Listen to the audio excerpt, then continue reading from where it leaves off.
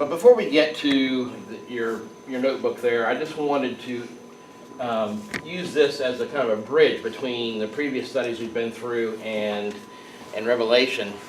Even though we haven't studied Isaiah specifically, we studied two other major prophets, and that is Ezekiel and Daniel. Now, also Ezekiel and Daniel were just path a lot of unrighteous rulers. But I'm going to start in verse 1, and we'll get the context of verse 14, which is very important here. So I'm going to read verse 1 of Isaiah chapter 7, verse 1. Here's what it says. In the days of Ahaz, son of Jotham, son of Uzziah, king of Judah, Rezin the king of Syria, and Pekah the son of Remaliah, the king of Israel, came up to Jerusalem to wage war against it, but could not mount an attack against it. When the house of David was told, Syria is in league with Ephraim, the heart of Ahaz and the heart of his people shook as the trees of the forest shake before the wind. The Lord said to Isaiah, go out to meet Ahaz, you and Jeshub, your son, at the end of the conduit of the upper pool on the highway of Washer's field, and say to him, be careful, be quiet, do not fear, do not let your heart be faint because of these two smoldering stumps of firebrands, at the fierce anger of Rezin and Syria and the son of Remaliah. Because Syria with Ephraim, the son of Remaliah, has devised evil against you, saying, let us go up against Judah and terrifying it, let us conquer it for ourselves, and set up the son of Tabeel as the king in midst of it, and thus says the Lord God. Now, you don't have to know any of this stuff, okay? I just want you, as far as who's what and what's going on, what I want you to do is see the context of this message being carried from God to Ahaz from Isaiah. So here's what the Lord God says, middle of verse 7. It shall not stand, it shall not come to pass, for the head of Syria is Damascus, and the head of Damascus is Rezin. And with 65 years, Ephraim will be broken into pieces so that it will no longer be a people. And the head of Ephraim is Samaria, and the head of Samaria is the son of Remaliah. If you are not firm in faith, you will not be firm at all.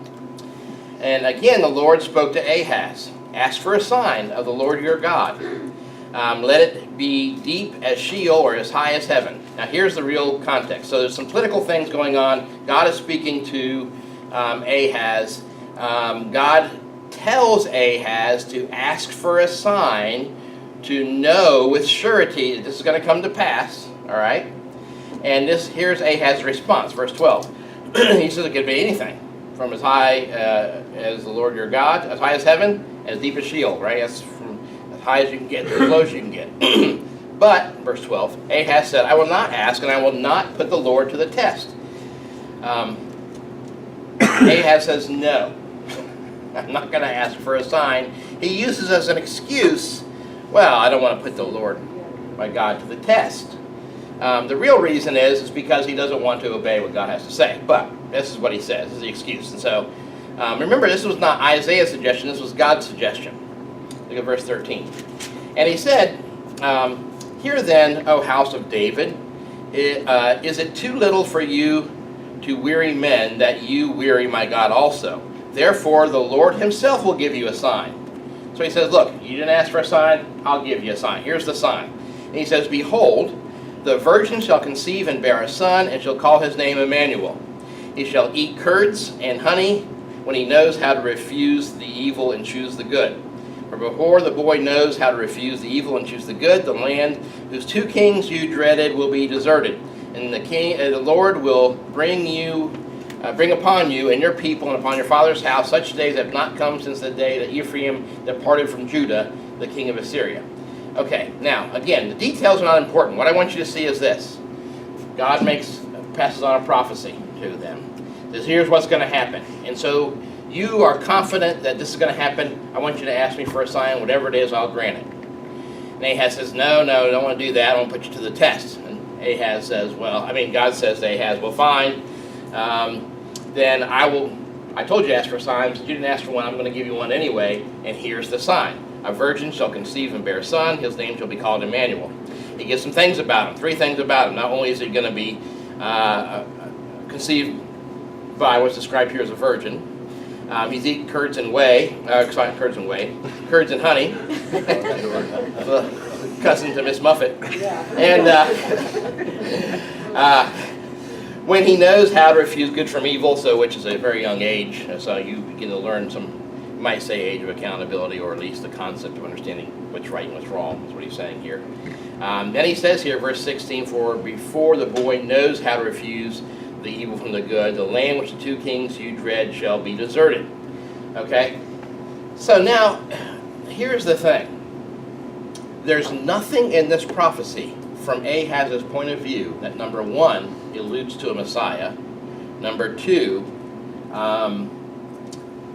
would be a sign to him, if it would make any sense if it were referring to the Messiah.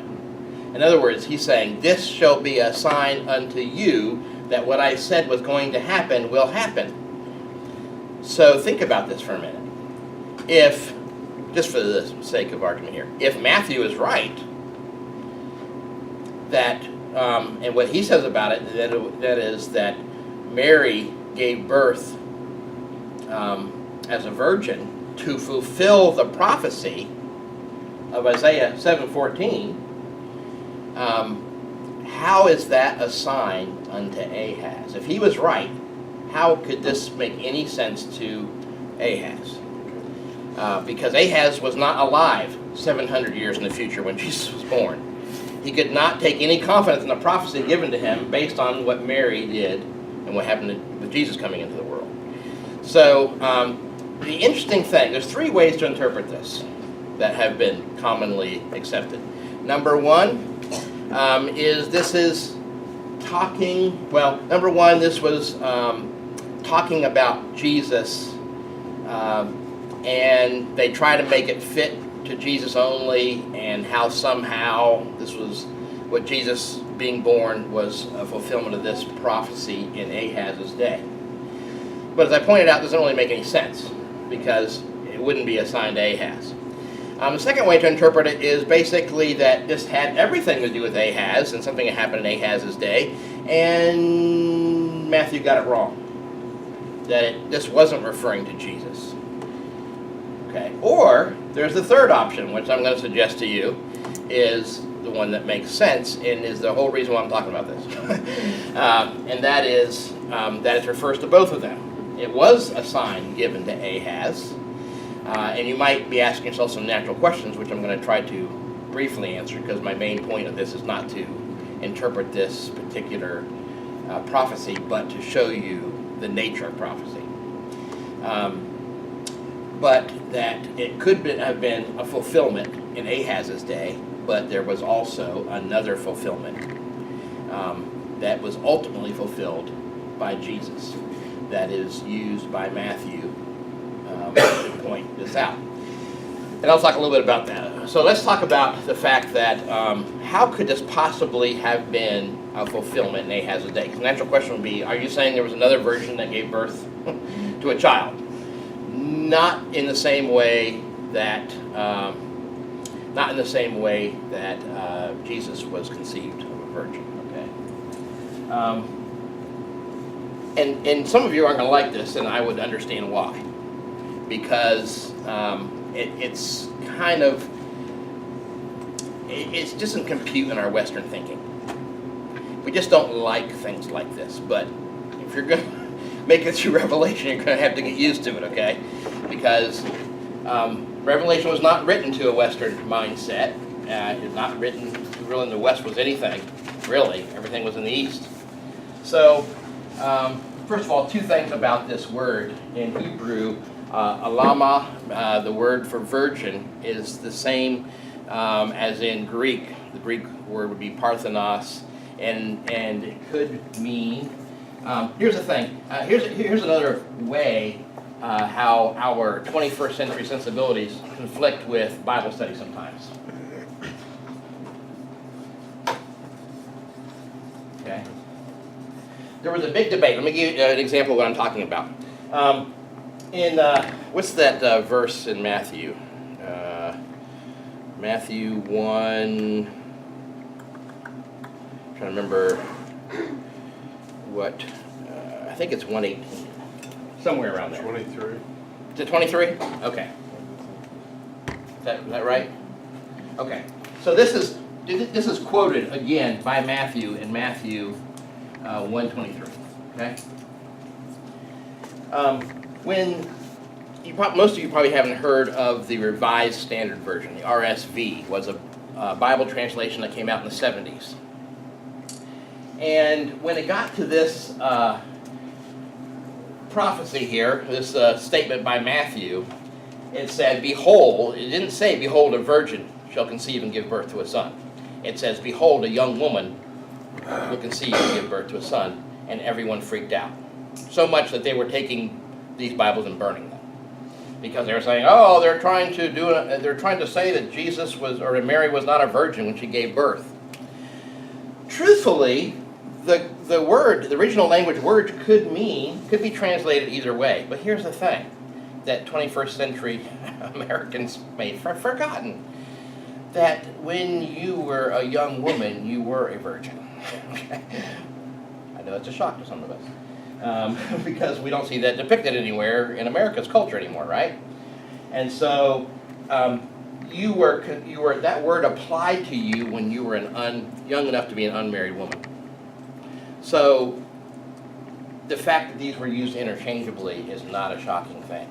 It's not a blasphemous thing to say that Mary was a young woman, unless you are specifically trying to tell someone she was not a virgin, because that's certainly what it's indicating. The reason that was a miraculous sign there for Mary, because that narrative actually plays out, because Mary's like, wait a minute, what do you mean I'm pregnant? That doesn't, and he said, no, what has come to you is basically the hypostasis, that you've been overshadowed by the Holy Spirit.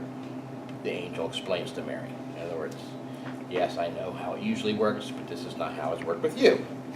So this all is actually played out. Now, this is important because that's not to say that what happened back in Isaiah and Ahaz's day is the exact same scenario. And this is the part we don't like. Okay. I think clearly what is happening here, Ahaz is being told that there is someone right now, yet, unmarried, not pregnant, who will become that. When the prophecy was given, she was this. But she will give birth to a son, and that birth of a son will be a sign unto you. And we're not actually told in the scriptures how this prophecy was fulfilled to Ahaz. But what we are told, it was going to be a sign to Ahaz. So it had to be something that he understood, otherwise it's not a sign, right? If you came to the end of the street and you saw a blue hexagon that had some squiggles on it, you might not know to stop, because for us it's a red octagon with the word stop on, right? If you have a sign that doesn't match anything you understand, how do you expect to know what it says, right? So it has to be an interpretable sign. There's been suggestions that Ahaz married someone and then she gave birth to a son, and that was understood by him to be a fulfillment of that sign. Some suggest that it was because Isaiah had 3 children, and that was one of his children. They even pick out which one it is. But the problem I have with that, the one they pick out, she had already had children, and Isaiah was not a bachelor when he gave this prophecy, so it doesn't make any sense to me. But it doesn't have to make sense to me. I'm not Ahaz. It wasn't a sign given unto Jeff. It was a sign given unto Ahaz. So let's just get to the bottom line. Why am I going through all this? To tell you this, that 2 things we know for sure. Number 1, it was a sign given to Ahaz, so there had to be some kind of fulfillment to Ahaz. Number 2, it was also a fulfillment. Jesus fulfilled this prophecy according to Matthew in Matthew 1:23. So we know those 2 things for sure.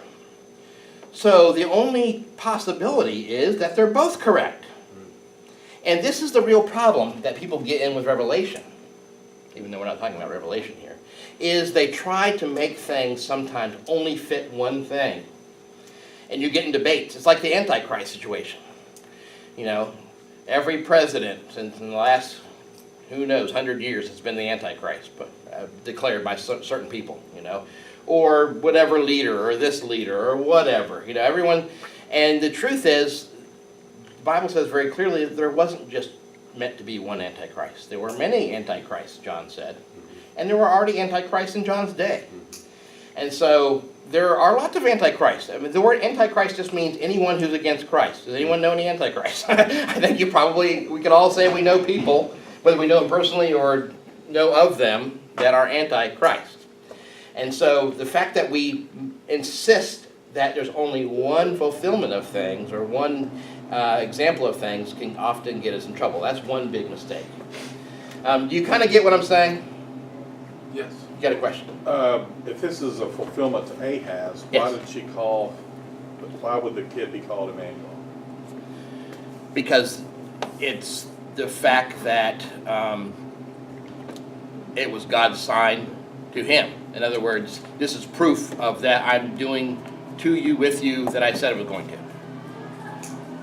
So it doesn't mean that it has to be God with us in the flesh physically, but God is with us. You see what I'm saying?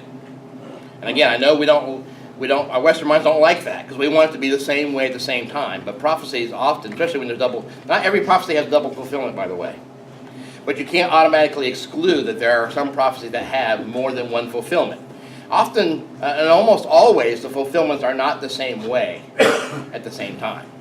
They're filled in different ways. Sometimes a literal fulfillment, and then a more spiritual, or I shouldn't say literal or spiritual are not opposites, or figurative. Literal and figurative. It could be physical and spiritual fulfillments. But that's just the nature of the beast, and why a lot of people don't like to study prophecy, because it's hard for us to accept, because we want things to be a certain way. Believe me, I understand that well, because I'm a very left brain thinker. So I like things to be that way too. I like scientific things, mathematical things. Prophecy is as much art as it is science. Yes? This may not be with this lesson, but I want to know the answer to it. Okay. Why is it so important for a woman to be a virgin when she gets married? Okay. Well, that is not I will interpret that question, because that's not a necessary thing, because there are widows that can get married. Is it in the Bible? Yes. If you're talking about someone that sex is supposed to be in the confines of marriage, yes. Okay. But that's kind of like asking, why does fire have to be in the fireplace? Because that's where it's supposed to be. When fire gets outside of the fireplace in your house, it's not a good thing, is it? No. It's designed to be in a certain place. So that's the way God created it. Okay. Yeah. That's the short version of the answer to your question. Okay. But I still should not feel like, if I married a woman that was not a virgin, why should I be ashamed of that or anything? Well, I'm not suggesting you should have to be ashamed at what someone else did. That's probably a longer discussion to have on a different day. Okay. Because the answer to the short answer is, it's not required of you. Okay. Okay? Yeah. All right. So let's talk about some of these pictures I gave you. If you look at your notebook, let's first couple things I give you there some pictures. Now the first one, if you were here for, I don't know which class it was, Ezekiel, I think. Yeah. I showed you the one, the join or die one. And here's the scenario I gave you, the join or die picture there. Let's imagine that you lived in the year 3000 in China, and you were digging underground, and you unearthed this jar, and inside the jar it had this piece of paper, and it has this piece of paper on it. That's all it is. And maybe America doesn't exist anymore. Maybe you don't know much about America, but you look at this picture, and you might wonder a couple things. Well, this actually has some words on it, right? It's got some letters and it's got some words. So you can look at it, and you could probably come away with the overall message, right? I mean, it says join or die. That's pretty clear. So, and you can see the picture kind of matches that. If you chop a snake up, it doesn't last real long. It might last a while, but it's not going to last a real long time. And if you're familiar with this picture, and because you're an American that lives only 200 years or so from the time of the inception of America, you probably would look at this and have some good idea. You took a history class, and you probably know what some of these letters stand for, right? You know probably SC is South Carolina, and NC is North Carolina, and V is Vermont, and M is Maryland, and P is Pennsylvania, and New Jersey, and New York, and then they just combine the other ones in New England. Yeah, oh, it would be Virginia, thank you, yes, New England would be, New England, yes, V would be Virginia. Good point. But if you didn't know any of that stuff, or if you only knew a little bit of stuff, you might look at this and wonder all kinds of things and have a hard time understanding what all these things mean. Or here's the mistake you could be making. Maybe because you're trying to figure out what this actually symbolizes, you get very technical and you start saying, I wonder why New England is near the head. What are we supposed to interpret by that? And why is South Carolina the tail? You can start asking yourself those kind of questions. You might wonder, well, why does the tongue of the snake look like an arrow, right? And you might make a whole reason why you think it's an arrow. But the truth is, none of that probably has to do with anything. So my point is, sometimes when you overanalyze things that are symbols, you come up with all kinds of stuff that's not supposed to be there. You see what I'm saying? Okay, now let's skip down to the other one.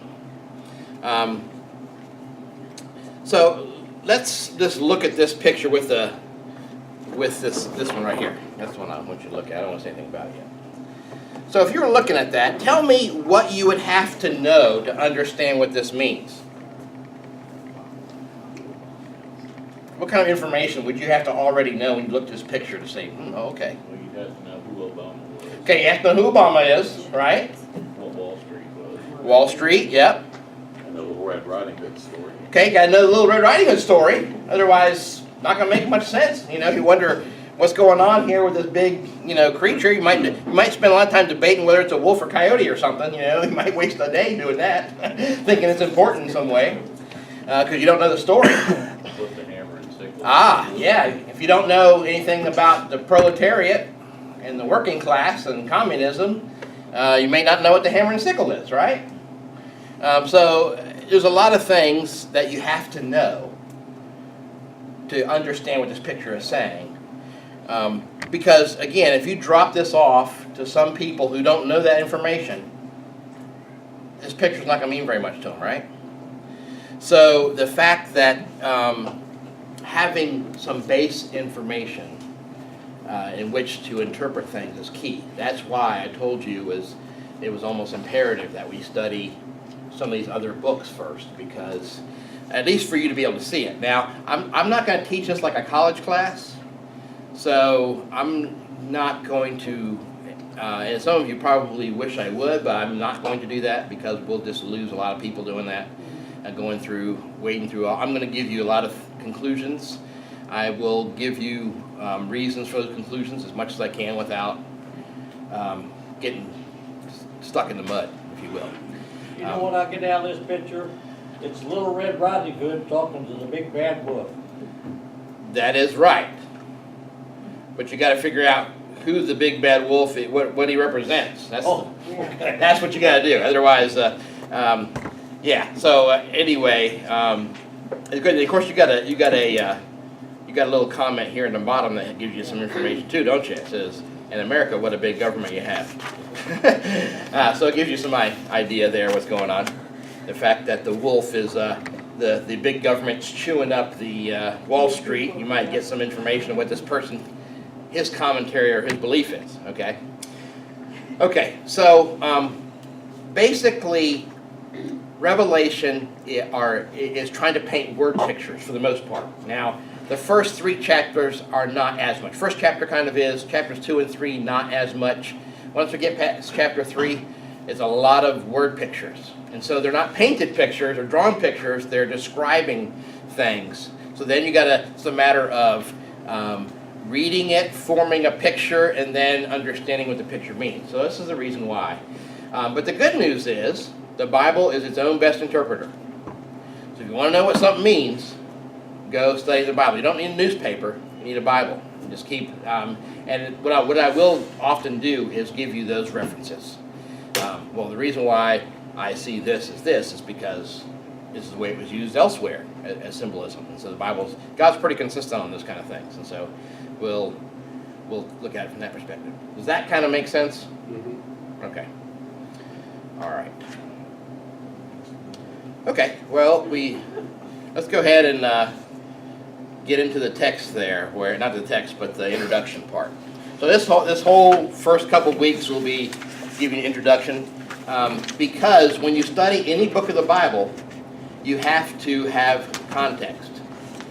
A text without a context is a pretext, which means that if you don't understand who wrote it, why he wrote it, you're probably going to misunderstand what he was trying to say. Okay. So let's talk a bit about that, give the background information. Let's start with the title. The title, Revelation, is based on what the book says about itself. And so the book actually calls itself an apocalypse of Jesus Christ.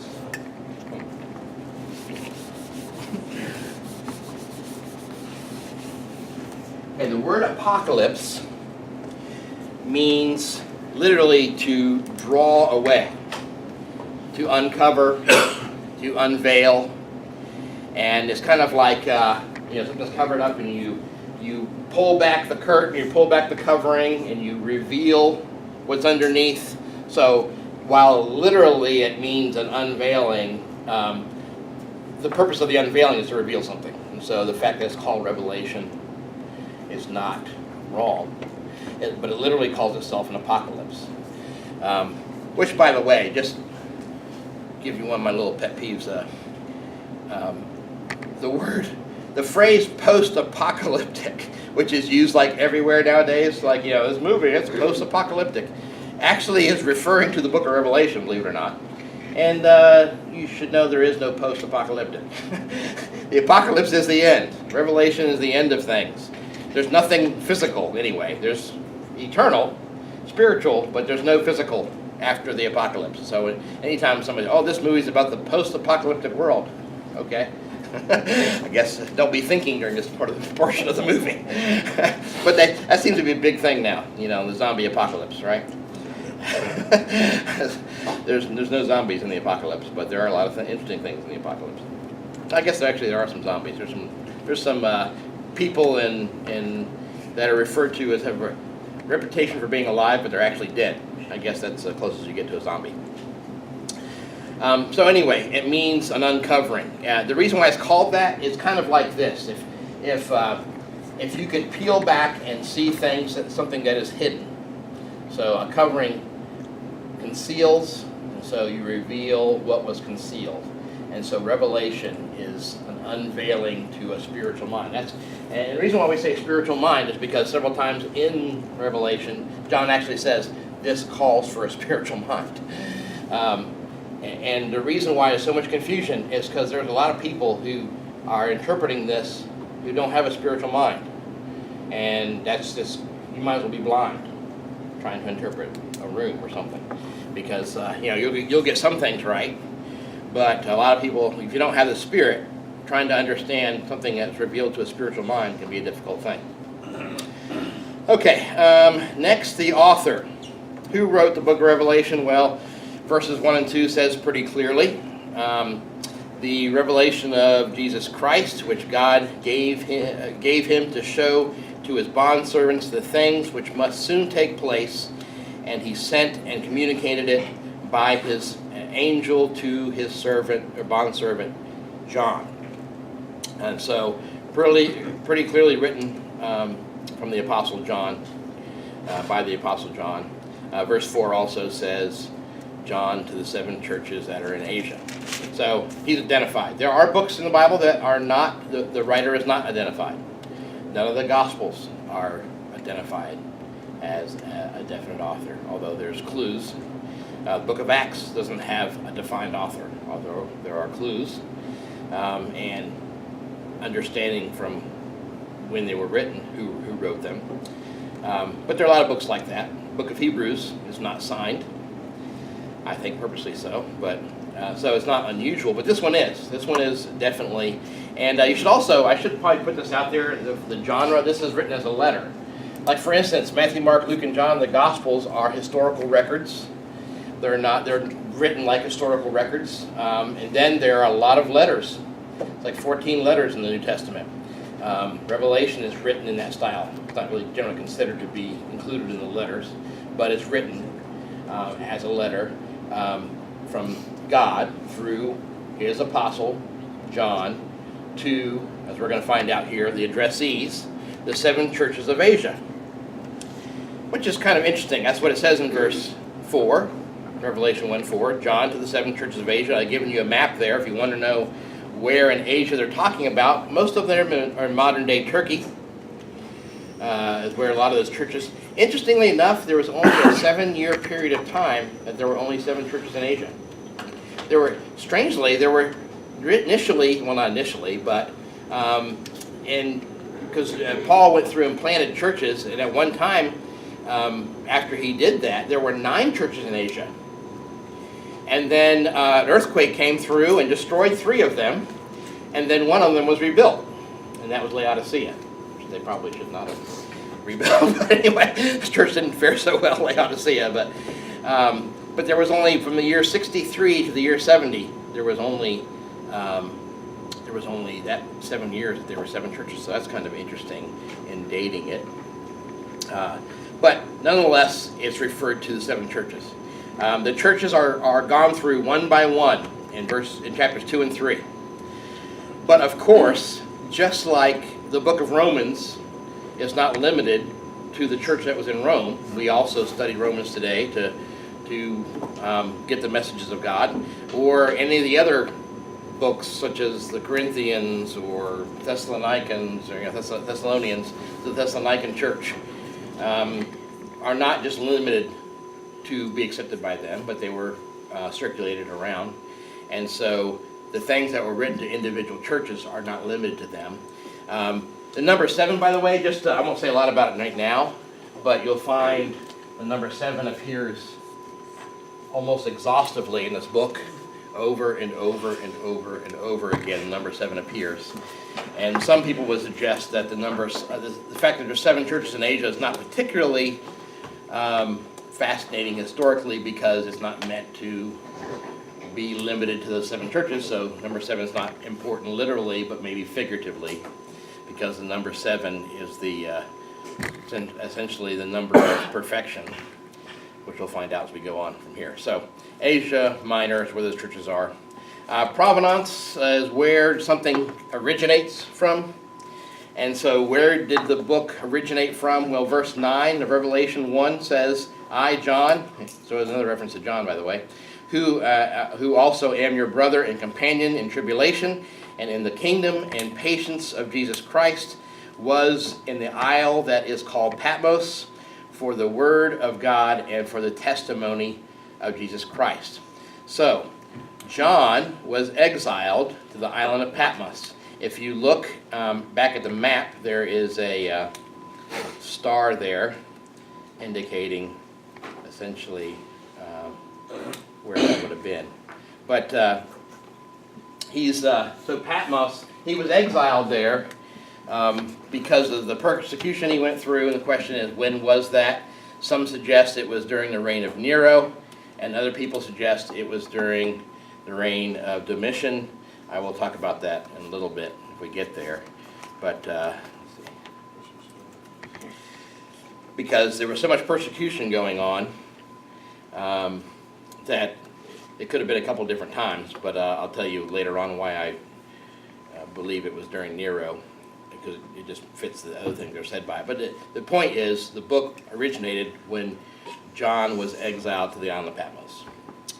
Okay, what was the occasion for him writing the book?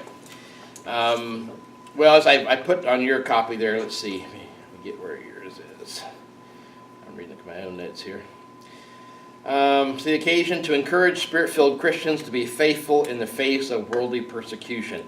That's the reason why he's writing that, to bless those people. And that's what verse 3 talks about. Revelation 1:3, blessed is the one who reads aloud the words of this prophecy, and blessed are those who hear and who keep what is written in it, for the time is near. Now you might wonder, why does it say the one who reads these aloud? Does this mean we have to read it aloud? No, not necessarily.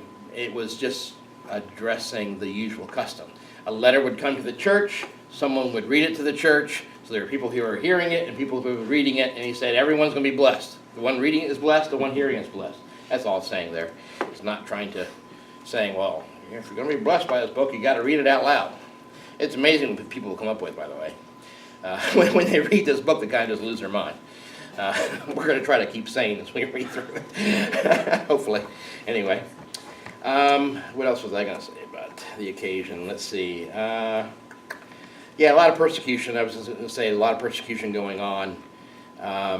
It was during when John wrote it, there was persecution going on. That's one of the reasons why John is on the island of Patmos.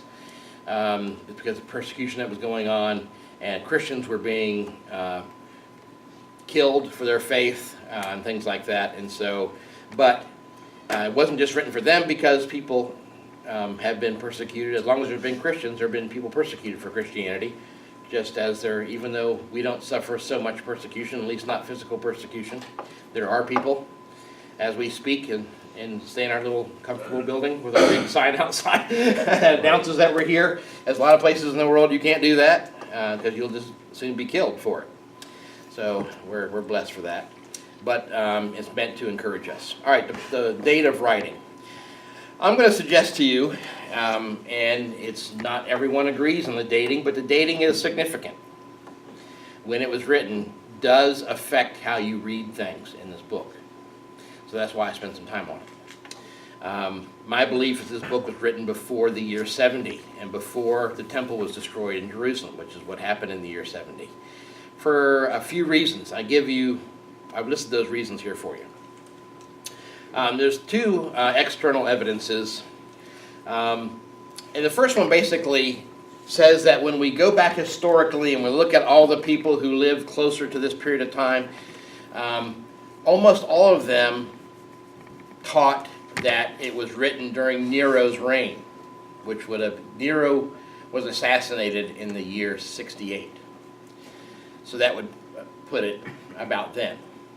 But there was one so-called church father named Irenaeus, and he taught that it was written under Domitian, who was another Roman emperor that killed a lot of Christians. So a lot of parallels there. But you have to understand the reason why so many people attach themselves to this one guy. In fact, if you go back and study everyone who subscribes to that date, it's all fruit of the one tree of Irenaeus, the one guy during that period of time, the 2nd century, who said that, when pretty much everyone else was saying the other. It's because there is a desire by many people to put this after the year 70 to diminish the importance of the year 70.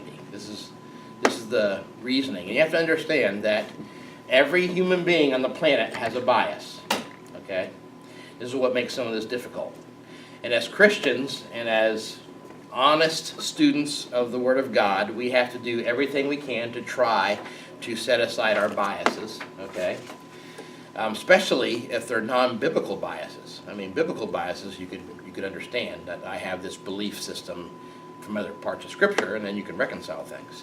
But if you have a belief system outside the Scriptures that you bring into your Bible study, you got to be really careful that you're not making the Bible fit your preconceived ideas, because let's face it, we don't want the Bible just to reaffirm something we believe is not true.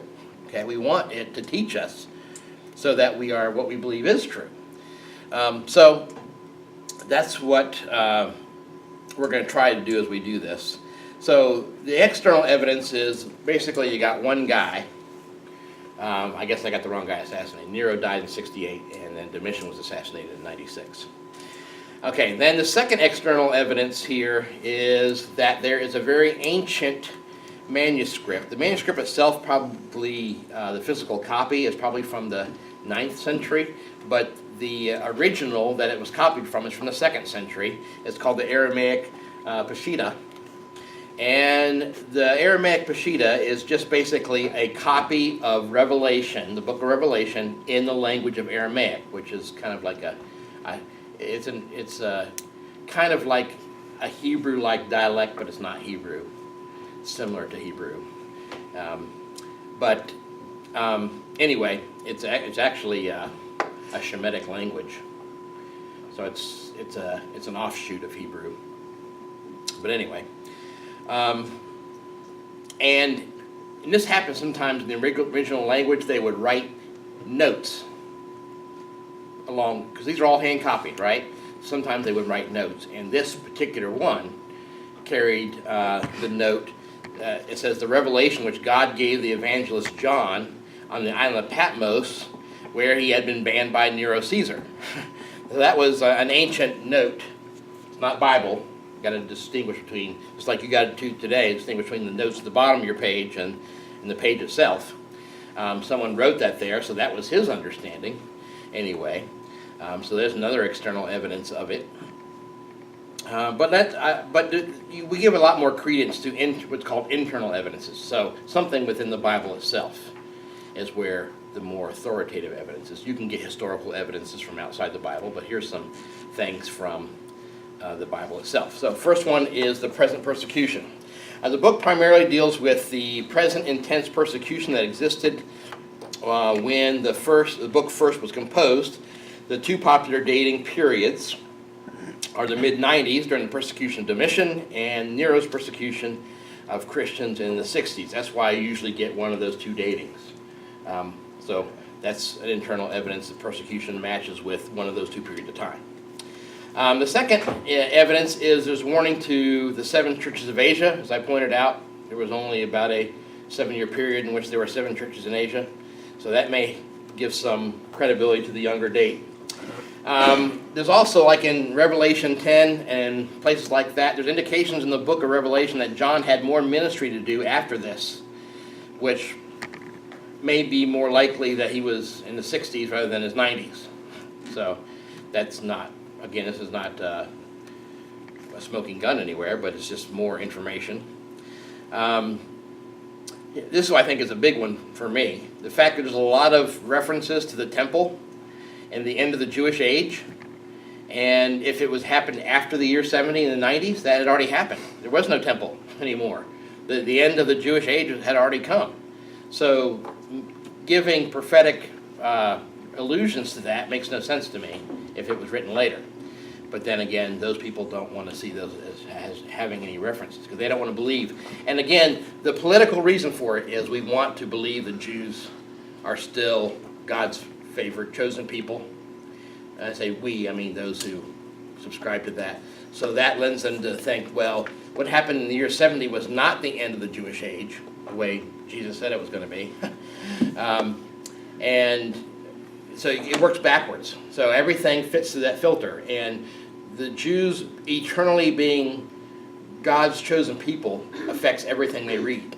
So anything that seems to contradict that can't be talking about that. And that's what I mean by bias. So that's the political reason for doing that, is believing that the Jews will always be God's chosen people, no matter what has happened, no matter what Jesus did, the church, or anything else. Number 5, the coming of the Lord is placed as near. For instance, verse 7, this will show you what I'm talking about here a second ago.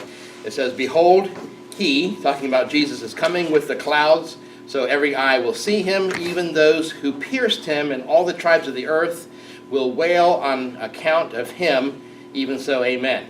So you might look at that and say, well, it sounds like the final return of Jesus coming in the clouds. Every eye will see him. But then you get the little stumbling block of, well, even the people who killed him are going to. So the question is, who's going to see him? Is that because they're already dead, yet they're going to be resurrected back to life to see him, or will they still be alive? some of them still be alive when he returns. Again, you can see how what you already believe affects about what you understand. And all the tribes of the earth will wail on account of him. So we'll talk about that when we actually get to the text, but I just wanted to throw that out there. What you believe affects your understanding. So we'll see that. Anyway, Nero seemingly was Caesar when it was written. If you look at Revelation 17 there, you'll see that there's a count of Caesars. Here is the mind which has wisdom. The 7 heads are 7 mountains on which the woman sits. There are also 7 kings. 5 have fallen. 1 is, and the other has not yet come. And when he comes, he must continue for a short time. So if you notice, there seems to be an enumeration of kings there. Well, Nero seems to fit that number of kings, where Domitian was several kings after number 6. Talking about the 6th king there. The one who is, 5 have fallen, 1 is yet to come. But we'll, again, when we get to 17, we'll talk about that. But my point is, it seems to be giving you, I don't know if the word timeline's right, but a placement in the history here that's supposed to mean something, so we should be able to correlate that somehow. Okay, since the next one begins longer conversations, the purpose of the book is pretty short, really. You can almost read it for yourself. But what's really going to take a long time next week is the things we already looked at briefly, but the 3 views of the Messianic kingdom, and then the 5 schools of eschatology. Again, because, and hope one thing that you, I guess your takeaway for today could be this, is to understand that there are interpretive models for Revelation. And the question to be answered is, which one do I use? And why am I using the one I'm using? Okay, I already gave you an example, for instance, of why certain ones are used, because they already have this idea, and they work backwards with it. So the question is, does your interpretive model coming from the Bible itself, or is it coming from somewhere else? Now, I guess 2 closing thoughts that I'll probably start. I'll probably repeat myself next week to make sure we all understand this. There are 2 things that are equally true here. Number 1, this is not a matter of salvation. If you don't understand Revelation, it doesn't mean you're not a Christian or can't get to heaven. Okay. The second thing that's equally true is God wrote this and wants us to try to understand it. Okay. I say that to you because there are a lot of people say, it doesn't matter, I don't understand all that stuff, but it'll all work out. Well, a lot of those may be true statements. Maybe you don't understand any of it, and maybe it will all work out, but that's not the attitude we should have. We shouldn't just say, well, it doesn't really matter. Just because it's not a matter of spiritual life and death, God obviously wrote this for a reason and intended for us to understand this. And maybe when we get to the interpretive models next week, I'll talk a little bit about why in the world did God talk like this to begin with? Why didn't he just say it very clearly? And if you're asking yourself that question, you're right along those people who listen to Jesus and say, why do you continue to speak to us in parables? It's a very human question to ask. But Jesus answers the question, so I think we can get some hints from that. Okay, I don't think there's probably too many questions tonight, because I'm not really got too crazy stuff, but I will try to allow a little bit of time each night for you to, if you have any questions, ask them. And I'll do the best I can. If I just say, look, this is just my understanding based on my study right now, I'll tell you that, and you can take that for whatever that's worth.